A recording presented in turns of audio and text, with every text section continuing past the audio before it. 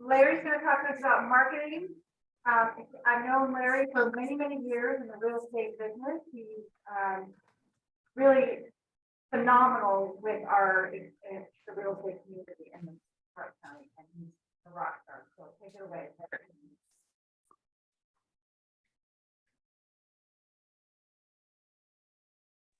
There we go. So hopefully everybody online, hopefully you guys can hear me. My presentation's up there on the screen. So anybody who's in the building, they can look up there, or you can just listen to me speak. I'm going to try to fly through this as quickly as possible.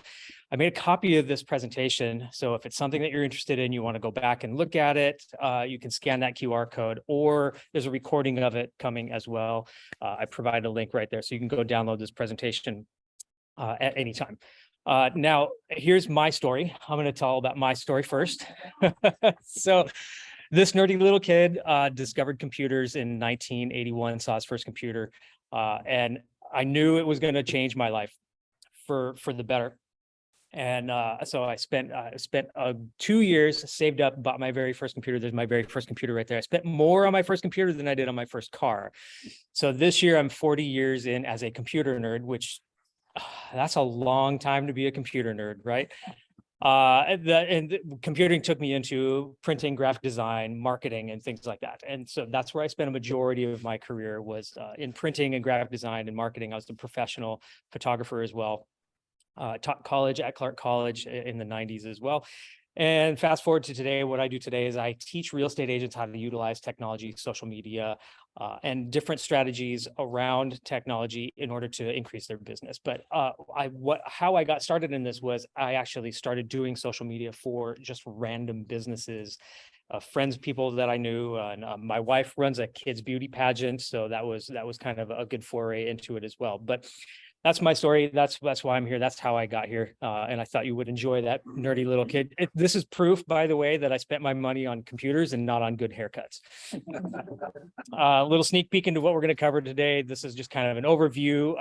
What I really wanted to focus on is why every business, I think, should be on social media, has an opportunity on social media.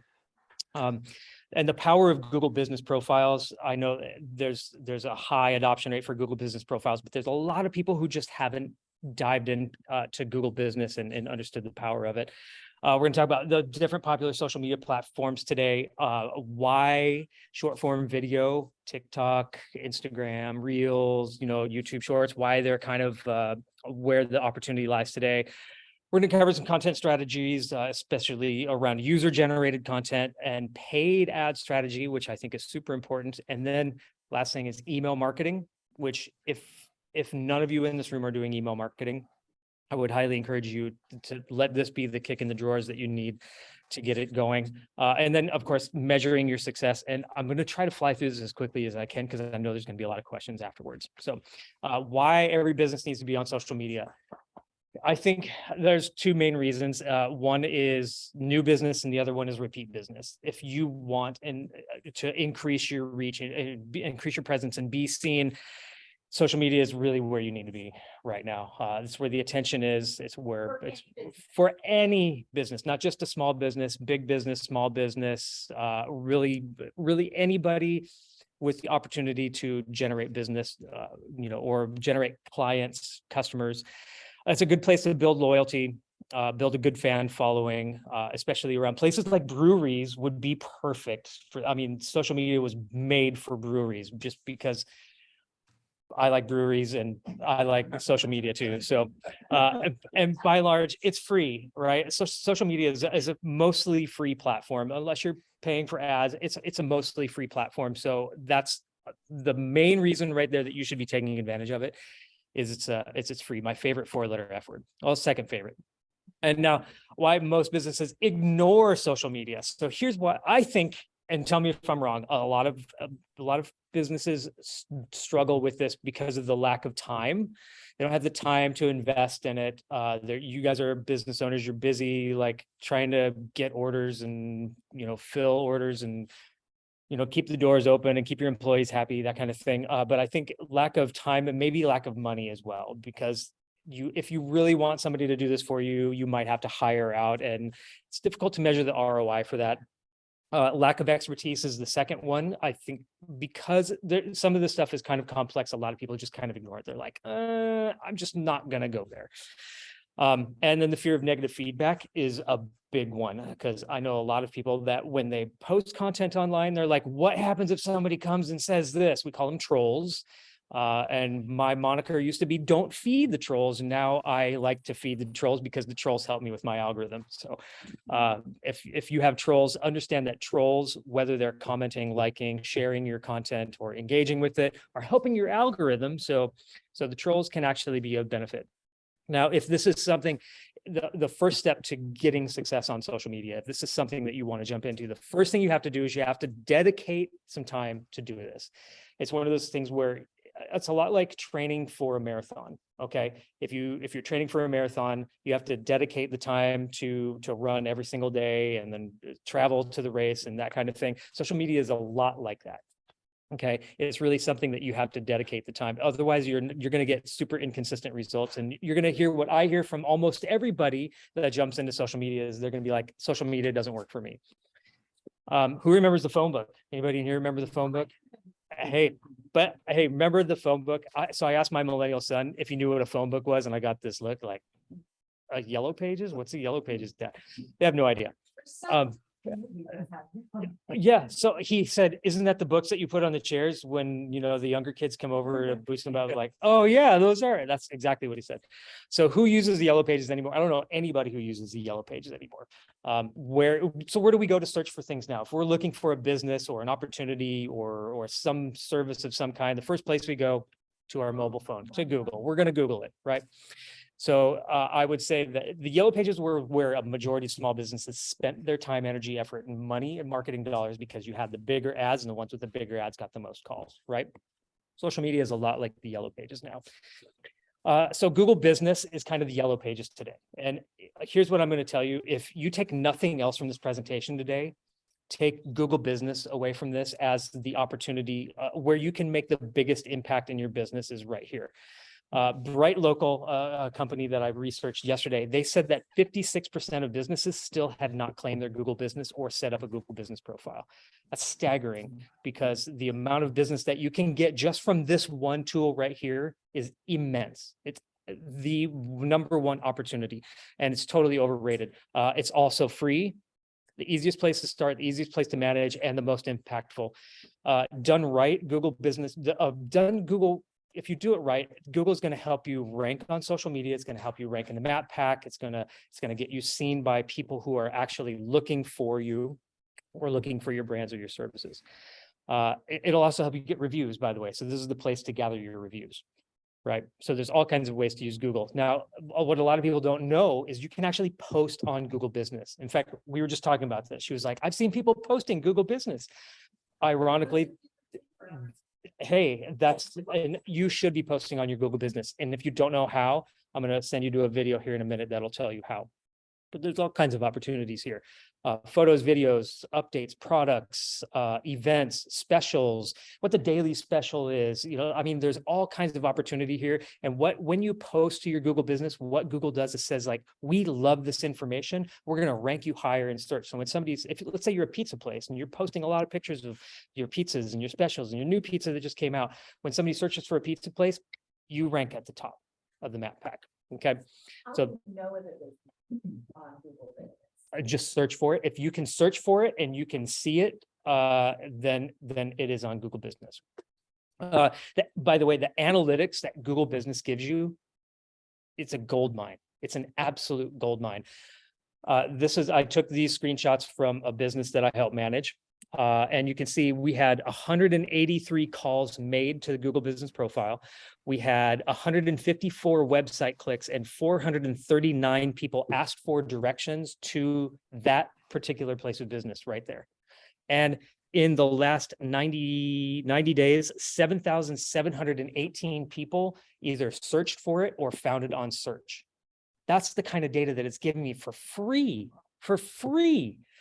And then it'll break it down right down here at the bottom. It'll tell you how they found you, whether it was on Google search, or desktop search, or on mobile, and whether it was on maps. So there's all kinds. The analytics in here is an absolute gold mine. So if you haven't taken to the next step, on Google My Business. I have a video. I just put out this new video a couple weeks ago because it's changed a little bit since before. Managing your Google business has changed. They used to have this nice, fun little elaborate dashboard, and then they changed everything and it kind of blew up. And now a lot of people don't know how to manage their Google business anymore. So it's actually managed through search. It's a little bit tricky. So I put this video out a couple weeks ago just to help the people that I have used, helped to use Google Business, be able to go in and manage their Google. Okay, now let's switch to the rest of the platforms that we're looking at. What kind of what's the best platform to start on? If you're just coming into social media and you don't know where to focus, it's difficult to know like what platform you should start first. And I always say start with where your target audience is. Okay, if your target audience is a younger demographic, maybe like in the 18 to 24, Snapchat or TikTok's probably going to be where it's at. If it's an older demographic, it's probably going to be Facebook or Instagram. Okay, now the best place, I agree. I would say the best place to start right now, if you're going to start anywhere, Facebook, Instagram, only because they're owned by the same company. You can link the two together, and posting to one automatically helps you post to the other simultaneously. Okay, that's why it's the biggest user base as well, by far the biggest user base and most adopted as well. And TikTok is also a good place to start if you're into video and short form video. We're going to talk about short form video here in a minute, but the danger in TikTok, there's a big danger in TikTok right now, you guys. I think it's going to be banned by the end of the year. I really feel like TikTok is going to be on its last leg, only because the algorithm is scary good, so scary good that I think outside influences, the Chinese government could influence voters here in this country just by looking at the algorithm and seeing what direction those people might sway, and they can place content that's going to help them sway one direction or another. So I think US is going to ban TikTok by the end of the year. I really do. It's going to happen before the election. It's probably going to happen. So just know that, which is another reason to start on Instagram and Facebook, right?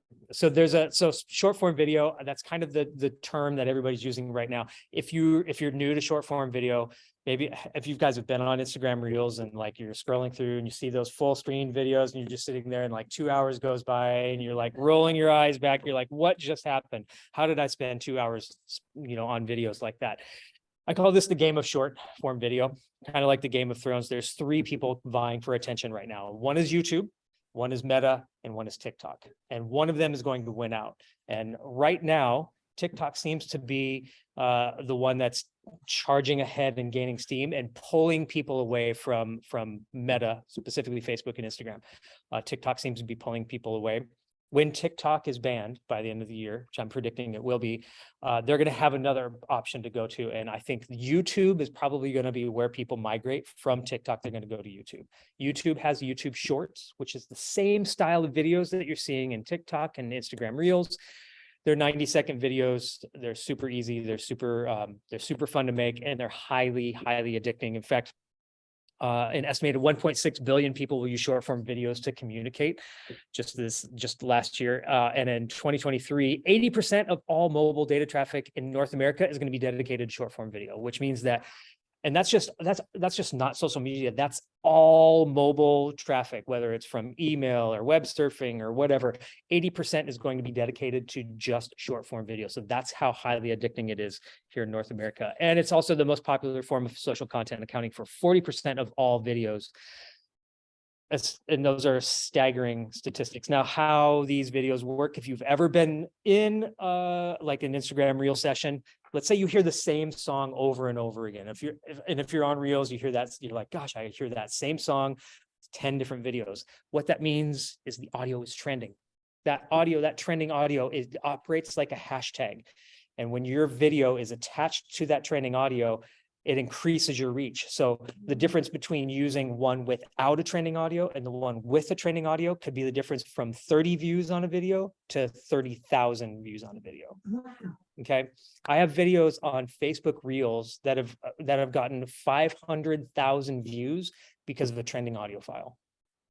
500,000, 500,000 views to a single walkthrough tour of a video at the Parade of Homes. That's all it was. It was a 30-second video tour of the Parade of Homes, and it got 500,000 views only because of that trending audio right there. Okay. So short form video, I think there's a good opportunity for anybody who's specializing in content or wants to put out content specifically towards their business to use short form video. Which brings me to content, because this is the hardest part. Content is it's coming up with content every single, like I've got to post every single day. I have to come up with a piece of content every single day. That's the most difficult part of this whole thing. And I feel like your content should cover one of 3 different areas. It's either going to make you more aware, introduce people to who you are and increase your brand awareness. It's going to help you engage more. So it's going to be optimized either for awareness or engagement. So when people see your content, they're going to click on it, they're going to like it, they're going to comment, they're going to share, or they're going to show up to your brewery and get the cheeseburger that you just put a video on how to make that cheeseburger. Okay. So that's the kind of engagement, and that's where the conversions come in, because they watch the video, and maybe you're doing a video on like, hey, here's how to make the perfect cup of coffee right here. That person's going to go, you know what? I could use a cup of coffee right now. And they're going to get in their car and they're going to go to your coffee shop. Okay. So that's kind of, if you look at content, that's how the flow of your content should go, increasing your awareness, increasing your engagement, and increasing your conversions. Don't post content just to check the box. It's never a good idea. Like, oh, I got to post something today. I'll just pick something and post it. And okay, check the box. It's done. It's not going to help you. Consistency is the key with anything. It's just like running a marathon. You stick with it. You run every day for 3 months. And when you stop running for a month, you can't just pick up where you left off, and your training cycle is going to go back. It's the same way with your social media engagements. It's the same exact thing. So when you're posting on a regular basis, let's say I post something and Dawn sees my video and she engages with it. The next time I post a video, they're going to put my video in front of Dawn. Whether she follows me or not, they're probably going to put my video in front of her because she engaged with the first one. So you can see where it just keeps that consistency ball rolling and rolling and rolling. So consistency is huge. So if I consistently post every day, but does it make a difference what time of the day I post? Okay, so the question was on time of day. It can matter for some audiences. It can matter. It depends on your target demographic. Instagram will tell you when your engagement is spiked and when it doesn't. If you go into your Instagram and look at insights, it'll tell you all kinds of audience details. I find that if I'm sending out an email marketing newsletter at 6 a.m. is usually the best, because it's in the top of their inbox when they check. And at night, 8 o'clock at night seems to be the best time to focus, because people are winding down from their day. They're scrolling on their phone. They're winding down. So 8 o'clock at night is typically, I would say, one of the better times to post. When you say consistency, do you mean it all also about scheduling and making a date, a time? Yeah. I know in the radio business years ago, we used to like to give times of when we were doing contests. Yep. To not disrespect the listener. Okay. And now, with the baseball team, we like to stay on time. I bitch about it all the time. We're 10 o'clock every Saturday morning, we're doing player introduction. Okay. And we're on time. Yep. Staying That's on time is important for us. perfect example. You're doing something and so what happens when you schedule things out like that in advance, people look for that on Tuesday at 10 o'clock. They know you're going to do a player integration or introduction. And so the next Tuesday, they're going to look for that. And then the next Tuesday, they're going to look for it again. So that is a perfect example of being consistent. Yeah.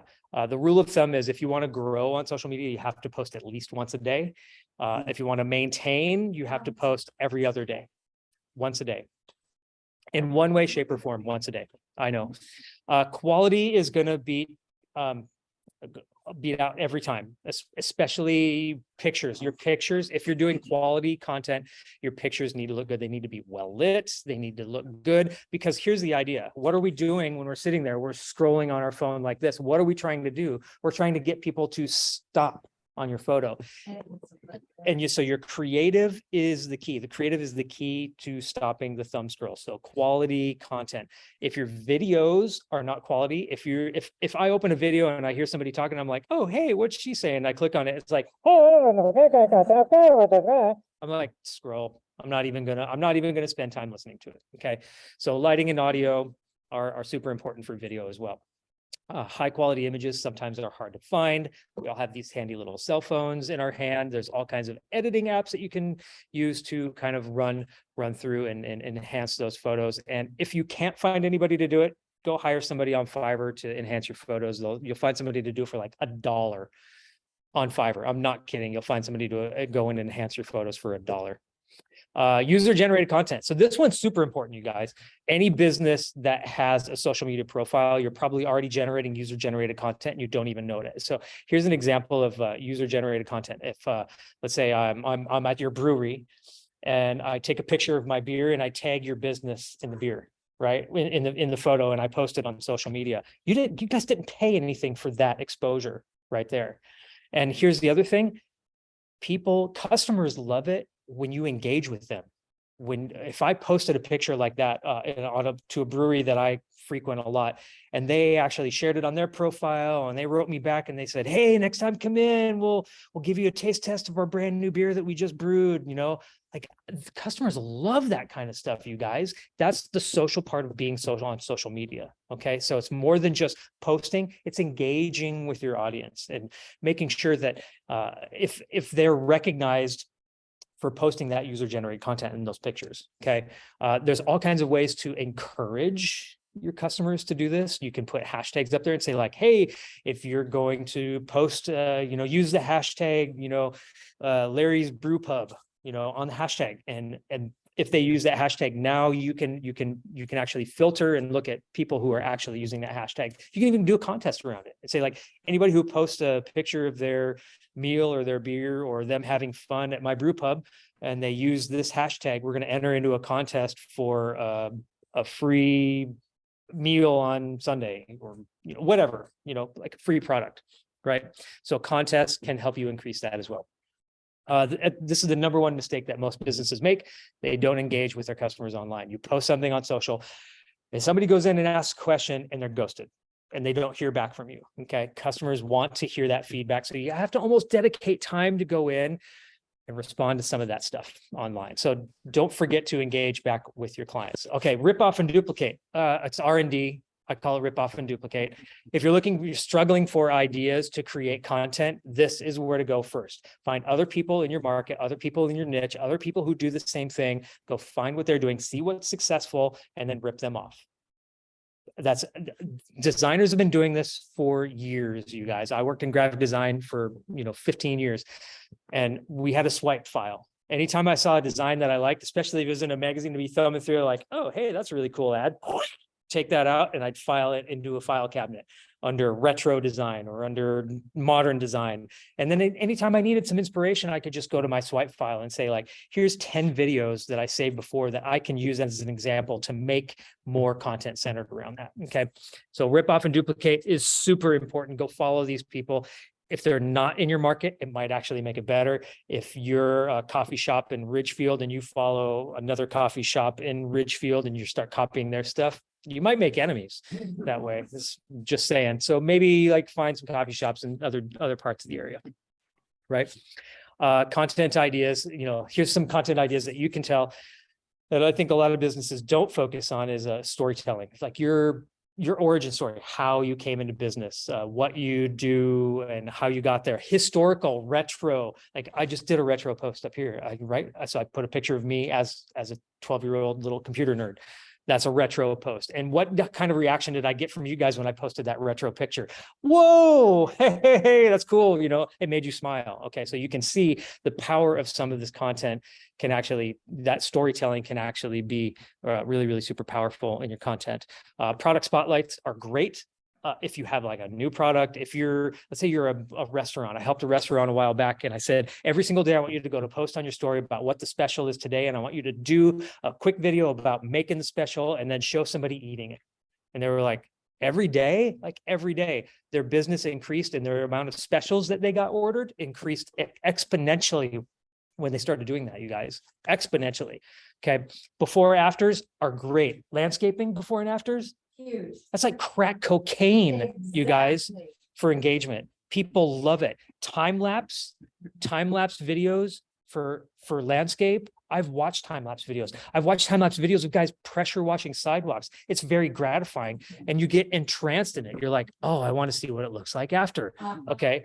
So I will tell you before, after time-lapse videos, behind the scenes kind of stuff is also fantastic. Like what goes on behind the scenes? Like, well, we're going to pull the curtain back today and show you what the back room looks like, you know, and here's what we do back here. And here's the kind of stuff that you don't see. And here's us making our product, or, you know, something along those. Do videos during the construction of the bill. Yeah. It's super interesting. Super interesting. Yes, I agree. And if you're having trouble coming up with content, there's this little tool called Chat GPT. And unless you've been under a rock, you've probably heard of it. Chat GPT is a artificial intelligence language model chatbot where you can tell it, you can train it, you can say, I am a brewery owner and my brewery is called Larry's Brew Pub. What are 10 ideas I can use for a social media post? And you put it in and it'll give you 10 ideas. And then you can say, like, take idea number 1 and elaborate on it. And it'll elaborate on idea number 1. So if you're struggling with copy, you're struggling with content, you're struggling with ideas, Chat GPT is going to be your answer. Okay, moving on to paid ads, because I think paid ads are a super important part of any online strategy. It's paid ads. What paid ads allow you to do is get your product and your brand and your company seen by people outside of the people who typically follow you on social media. And which is super important, especially on Facebook, because you post to your business page. So you have 1,000 people on your business page. You post your business page, it's going to go to like 10 people. And one of them's your mom. One of them's your crazy Uncle Larry. And 5 people are people that you have absolutely no idea who they are, right? So getting your product and your business seen on social media, you have to incorporate a certain element of paid ads into this. Now, this is where I actually encourage people to go outside and maybe find an agency to help them with their paid ads. Agencies can help you with organic social, but unless they're in your business every single day and they are taking pictures of you and they're tracking what you do and they're, you know, seeing everything that's going on, it's really hard for them to post content that's super relevant and behind the scenes kind of stuff. So paid ads is really where, if you're going to hire anybody to do your social, make sure it's to do your paid ads. If you're Facebook and Instagram savvy, there's this little thing called Boost Posts, right? Anytime you post something, you can turn that post into an ad. And here's the number 1 strategy that I tell every single person on social media. Post it to your business page. If it gets super high organic reach, let's say you post a time-lapse video, you're doing a landscape job, you do a time-lapse video, and it gets 100 views, or maybe 1,000 views. It gets 1,000 views. Turn that into an ad, boost it, and get it out there in front of a bigger audience, because those 1,000 views are going to quickly turn into 10,000 views. And now you've just introduced people to your business using a video, and you spent $20 on it. If that. Okay. So boosting posts. I know a lot of people will tell you that boost posts don't work and stay away from it. But if you're not savvy on the Facebook Ads Manager, it is a huge time saver. Email marketing. Is anybody in here doing email marketing? You do. I know you do email marketing because I'm on your database. Okay. This is where everybody is missing the boat right now. If you are not marketing to your database, you're not building and nurturing those relationships, especially, and this is for any business. You can promote your products and your services, your specials. Here's what's coming up.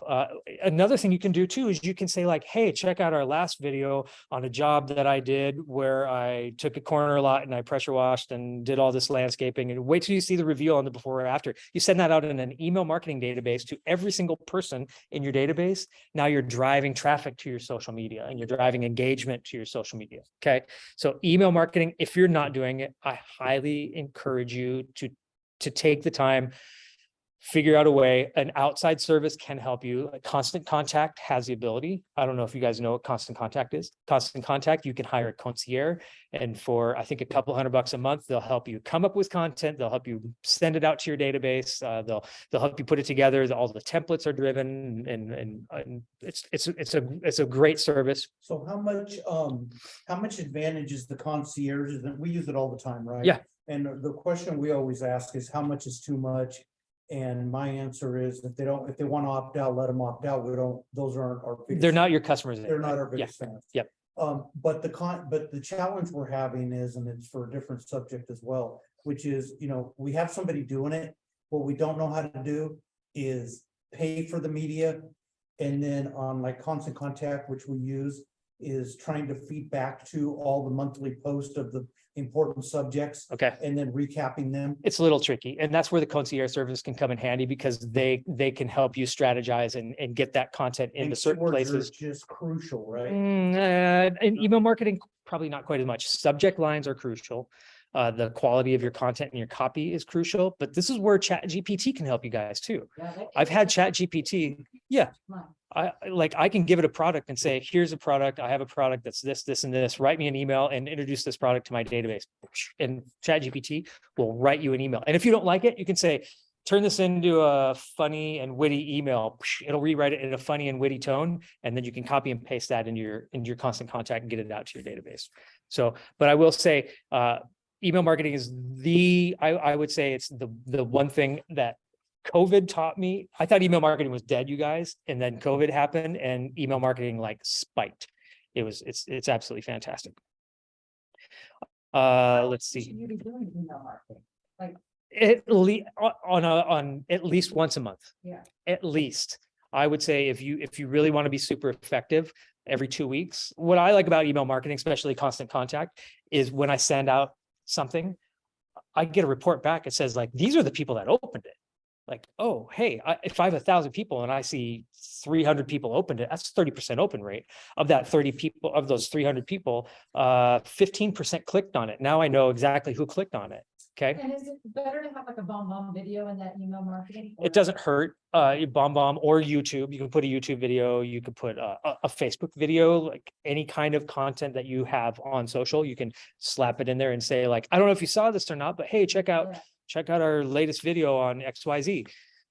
That's a good piece of content How as well. important is categorizing the users? Segmenting.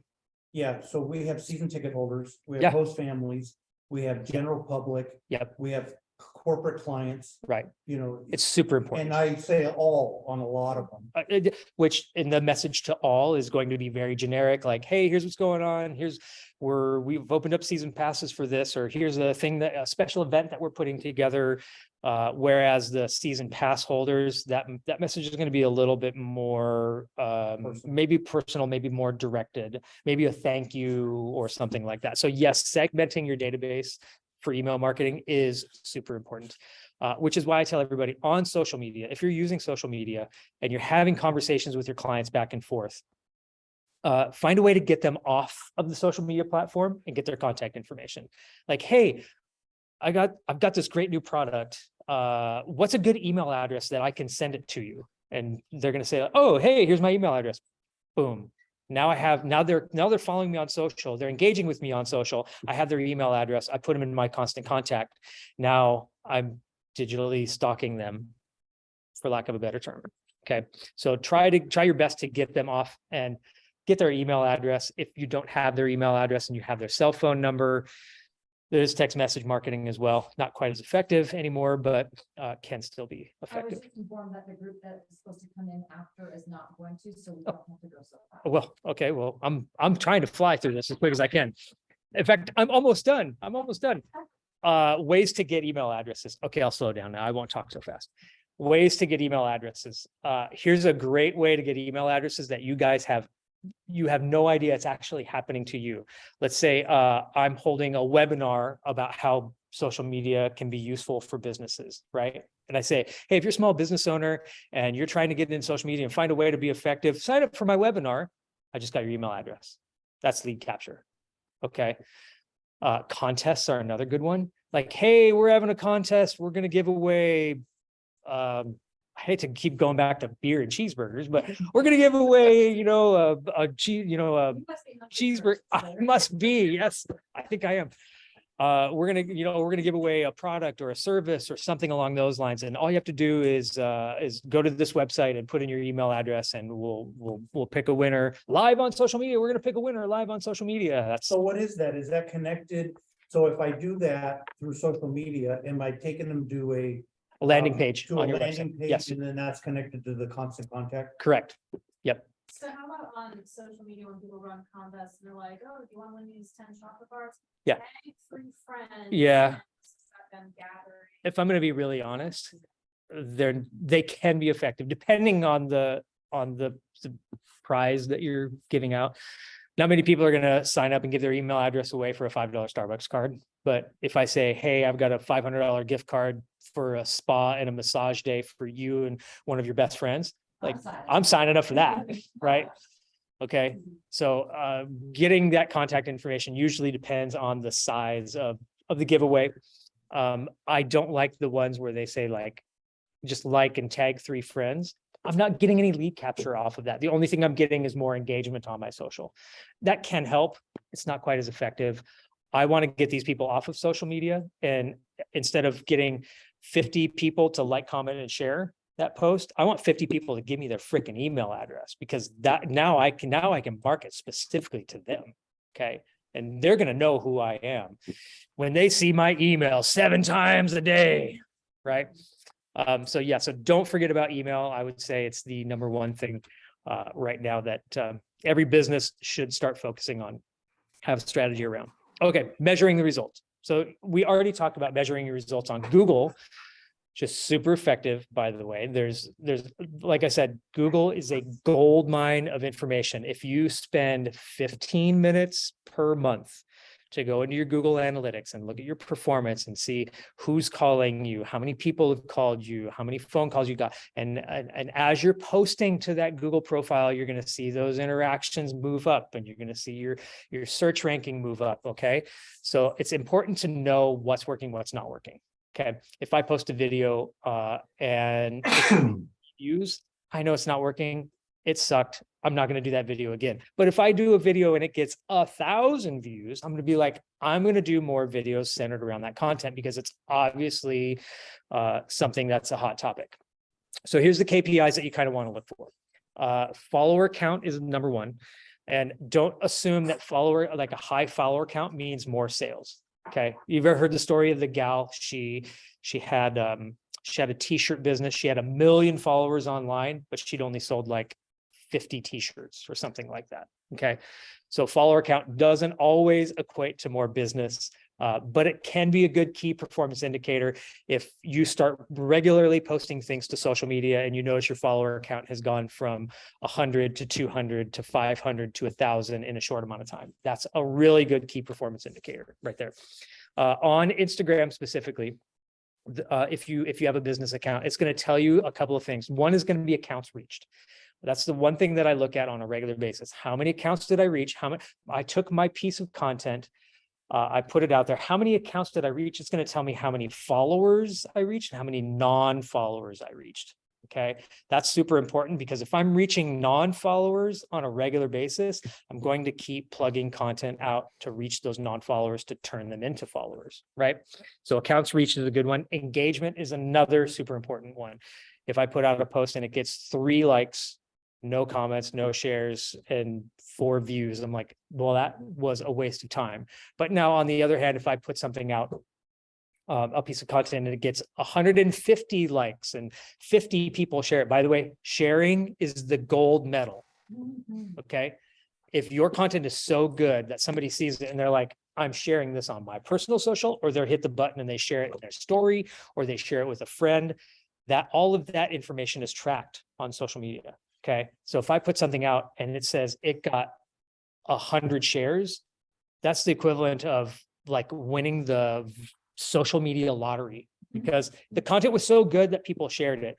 And what happens is the algorithms go like, this is so good that people are sharing it, so we're going to give it to more people and more people and more people. And because they want us to stay on the platform longer, you guys, the more we stay on the platform, the more ads they can send to us, right?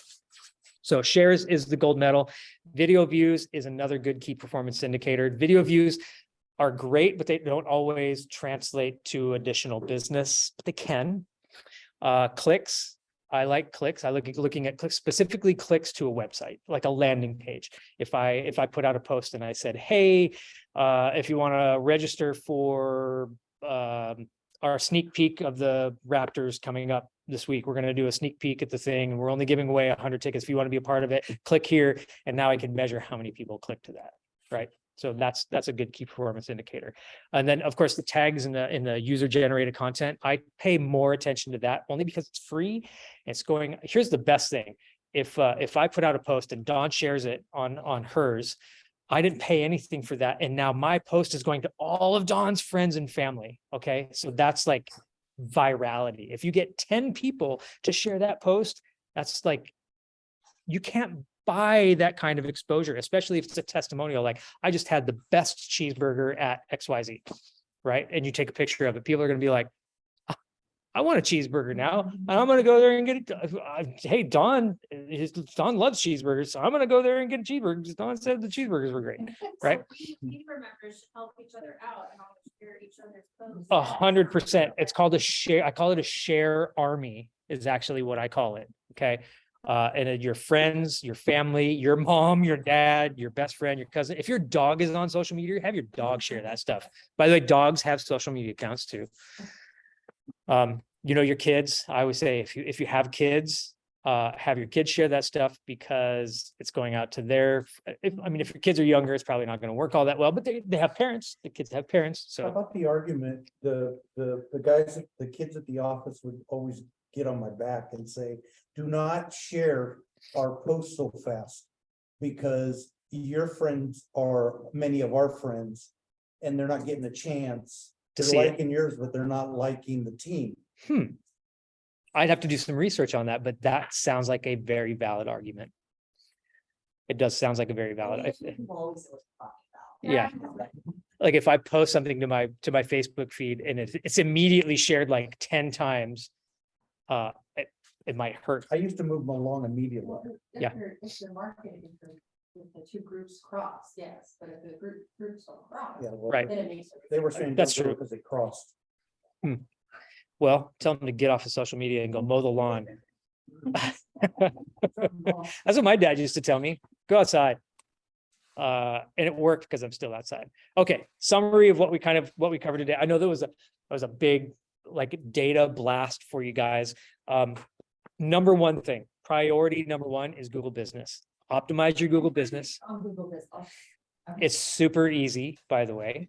The first thing you do is you just Google search your business and see if you can find it. If you can't, just go to that video that I showed you and it'll walk you through how to create it, how to set it up, how to optimize it, how to add content to it.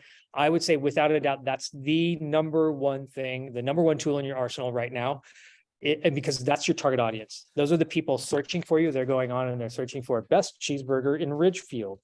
And we want you to rank in that best whatever in Ridgefield. You're on that topic. Yeah. Question on like the app around me, right? If I'm in a city that I don't know. Yeah. I want to go to the local brew pub. Yep. And it'll give you the option for breweries. If you're on. And it uses Google Business, data. It uses Google data to tell you what's around you. Yep. And it uses Google data and Yelp data. If you're looking for restaurants, you can filter them by distance or by rating. Okay. Pick a platform to start on. If you guys haven't already picked a platform, if you're already on a platform, cool. That's probably where your target audience is. Stick to it. Don't try to be on every single platform all at the same time. It's going to get overwhelming and you're going to feel like, oh my gosh, I feel like I'm just on social media 10 hours a day trying to post and catch up, and keep up. You can have, if you have employees, you can give your employees access and have them actually do content for you as well. That's a good strategy. Short form video is the rage right now. If you want increased reach on social media right now, short form video is where you need to be. That's where the attention is. It's where the eyeballs are. And every single platform is focused in on these under 60 seconds short form video. The quality of your content will stop users from scrolling past. So make sure your photos are well lit. Make sure your videos sound good. If you need help with something like that, there's always outside services. I think in the chamber, there's a videographer. I saw a videographer in the chamber. Yep, videographers and photographers. So rely on your members of your chamber for help with things like that. I will say without a doubt, it's the number one thing on social media that's going to impact your business is short form video. User generated content.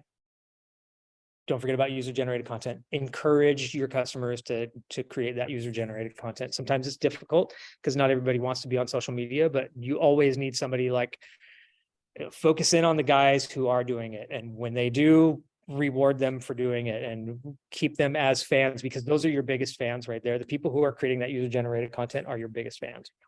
Paid ads, don't be afraid of paid ads. Paid ads are super easy, you guys.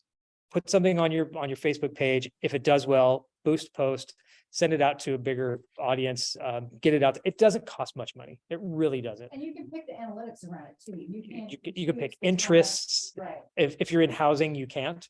You're a little limited if you're in housing or mortgage as far as what you can do. But I like running ads for businesses outside of mortgage and housing, because there's no restrictions. And I can say, I want males and females from the age of 25 to 35 who are interested in dogs and outdoors and cupcakes. And it's going to say like, okay, we created this audience for you, and we can take my piece of content and slap it in front of them. Yeah, it's that powerful, that powerful.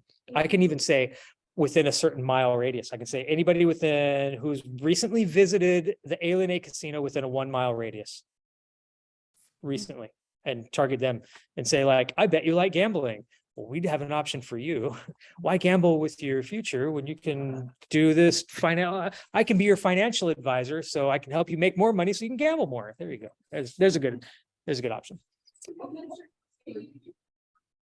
Is it beneficial to, if you want to pay again, to have a different ad of the similar topic, or keep doing the same one over? It can be beneficial to do the same one over. If it's successful, it's getting you leads or it's getting you engagement. The risk that you run with that is you might run into what's called ad fatigue, where if I see the same ad 10 times on my feed in 3 days, I'm going to get tired of it. It's going to become that billboard that you pass by as you're driving.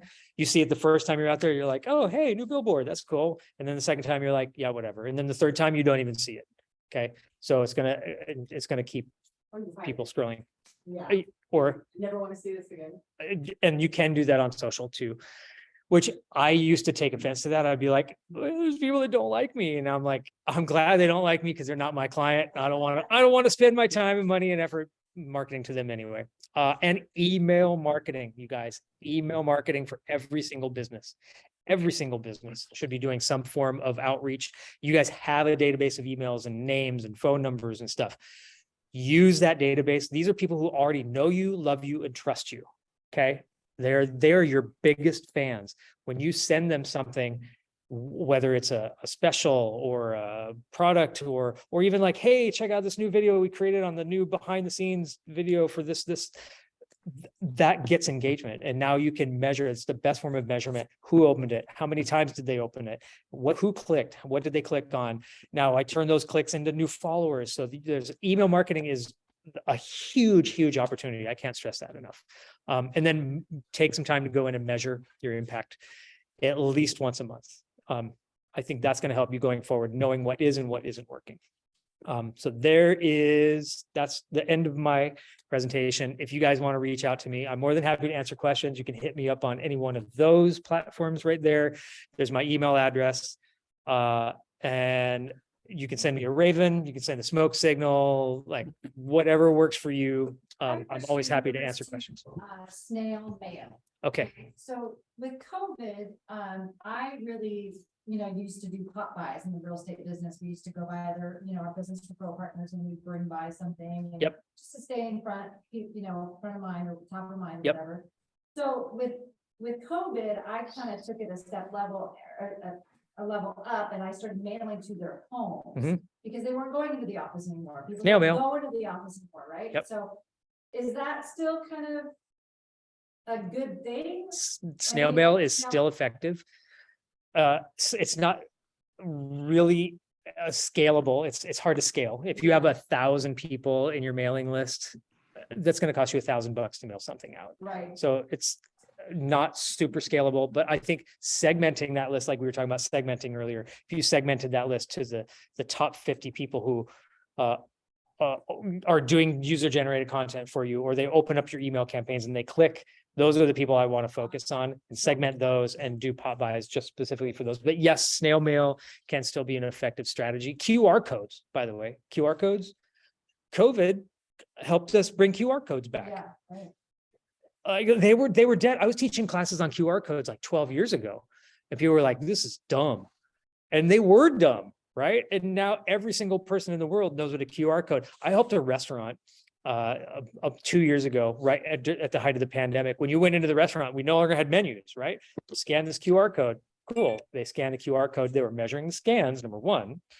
And then it would take them to the menu on their website.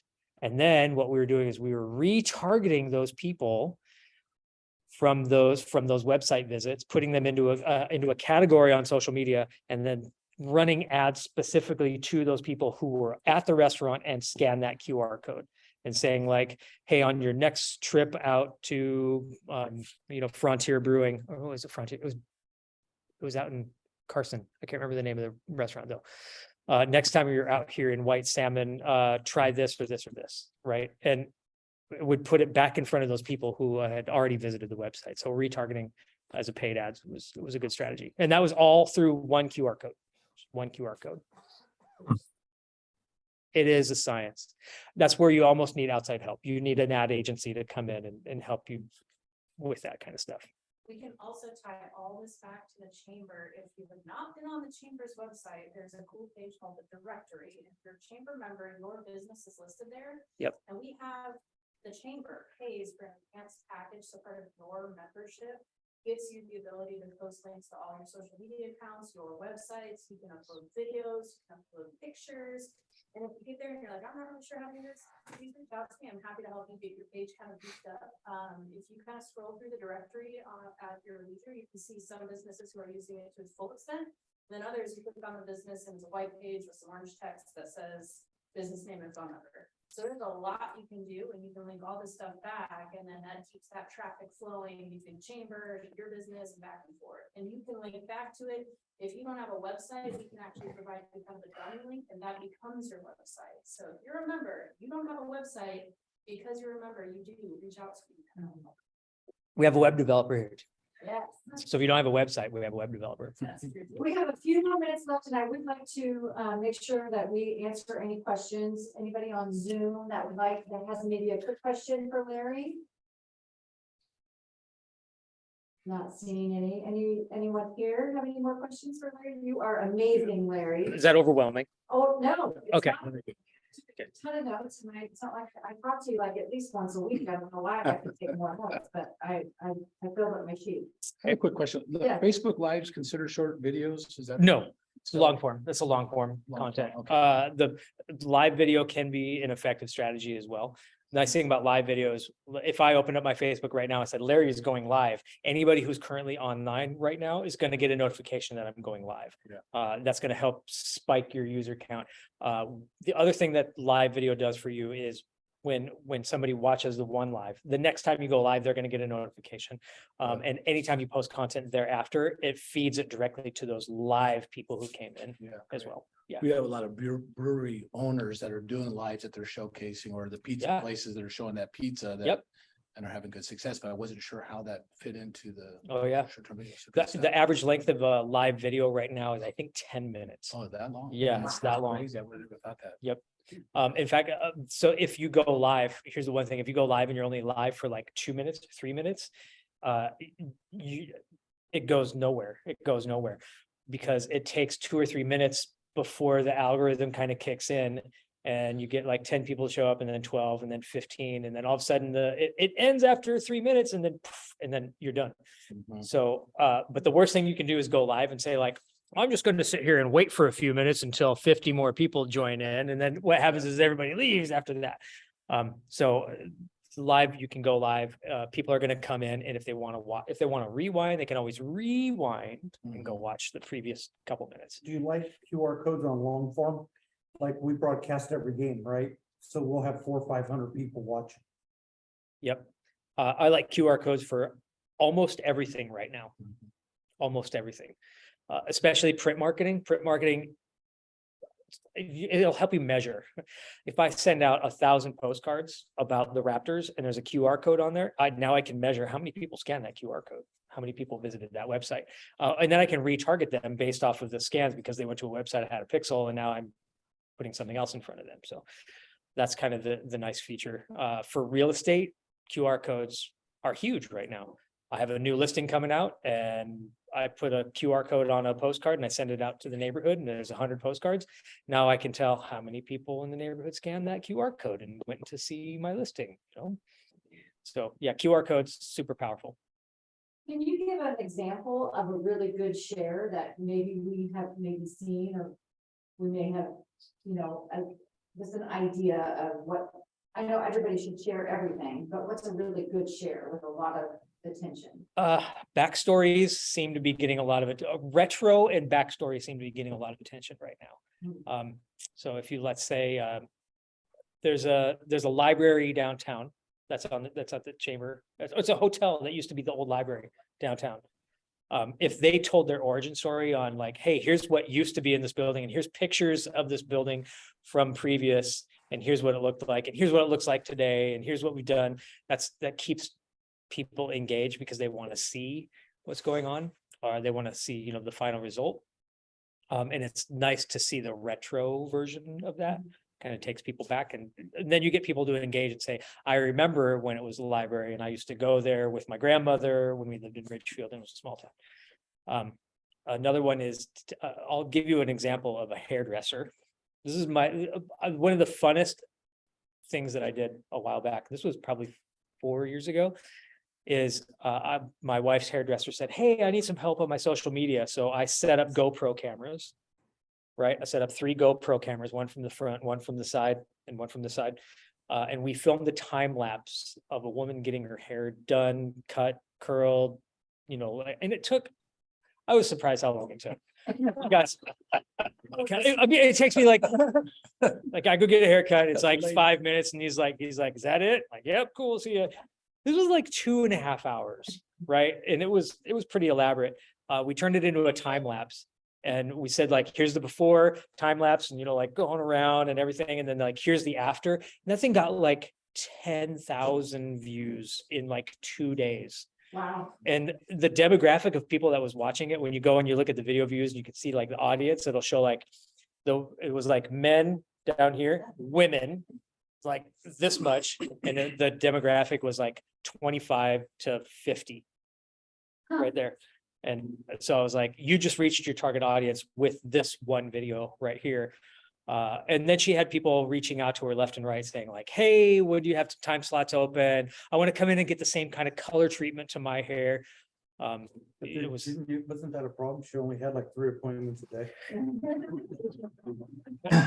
so yes, that I'm out on could be a the problem. end.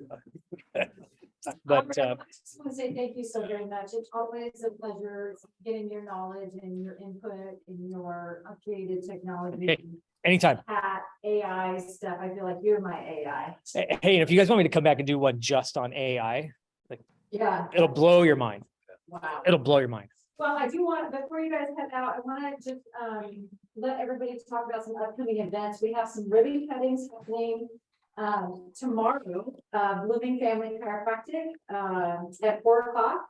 They're gonna have a ribbon cutting, and then Wednesday, March 1st at Beveridge. We're really looking forward to checking out that facility as well, Beveridge. Also on Wednesday, the March 1st is Port of Richfield. So Port of Richfield and the FDM development. So that's all going to be partnership with Main Street. So I'm really looking forward to that one. Coffee Connection, we have at Lava Java. So for the 2 on Wednesday, it's 11 o'clock at Beveridge and then 1 o'clock downtown. Yeah. Come to the ribbon cutting, have some at Beveridge, shop a little bit downtown, and then stay for the ribbon cutting. There you go. Thank you. Thank you. Thank you, Rachel. The Coffee Connection is always the first and third Friday. So that's at Lava Java at 7:30. The color run is coming up for first Saturday events in downtown Richfield. The color run, it's kind of a fun one where we get to throw some chalk and color at the runners and they get all messy and it's a ton of fun. And then our Wine Down Wednesday, we are having it at Richfield Craft Brewing. So you want to try out their beer, March 15th at 4 p.m. Oh, I've been there. Oh, you have? Oh, yeah. All right, any other events that you guys want to mention real quick to everybody? Crickets. I know. Who is our member of Spotlight member this month? Ayla. A little bit of a shift in our contacts, so we'll probably be doing a double feature. We don't have their content. Well, I just want to give them a shout out. ALNA is our member spotlight for the month, and we certainly do appreciate all of our sponsors and our members, and so we have to give them a shout out. So, with that, anything else, Rachel? Did I miss anything? Got it all? All right. Dude, we're on the nose, like 1 o'clock on the nose. That's crazy.